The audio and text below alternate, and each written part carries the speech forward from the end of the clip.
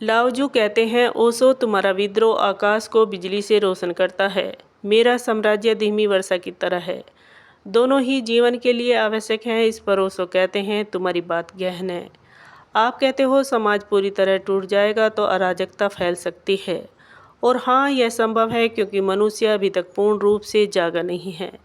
लेकिन यह अर्ध जागृत अवस्था किसकी देन है? यही तो समाज की चाल है। वह मनुष्य को कभी जागने नहीं देता, वह इतना ही प्रकाश देता है कि लोग रास्ता देख लें, पर उतना अंधकार भी रखता है कि लोग पूरी तरह स्वतंत्र न हो जाएं।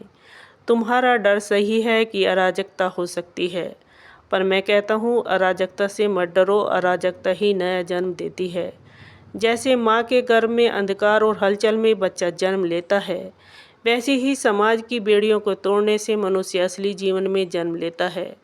समाज हमें स्थिरता देता है, केवल हमें ठहराव देता है, और ठहराव मृत्यु है। वह कहता है यही करो, यह मत करो। वह हमारी संभावना के पंख काट देता है। मैंने उन लोगों को देखा है जो नियमों में बंधे रहते हैं। वे बाहर से शांति में दिखते हैं, पर भीतर गहरे संघर्ष में होते हैं।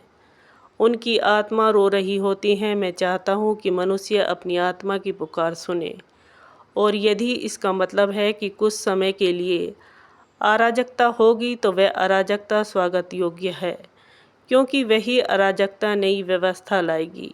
एक ऐसी व्यवस्था लाएगी, एक ऐसी व्यवस्था जो बाहर से थोपी हुई नहीं होगी, बल्कि भीतर से उपजी होगी। तुम कहते हो कि बादल हल्के रहें तो आकाश साफ रहता है। मैं कहता हूँ कभी कभी बिजली भी ज़रूरी होती है, क्योंकि वही बिजली धरती को झकझोरती है, वही बिजली बीज को जगाती है। मेरे लिए विद्रोह केवल नकारात्मक नहीं है, ये सकारात्मक है। यह व्यक्ति को स्वतंत्रता की ओर धकेलता है।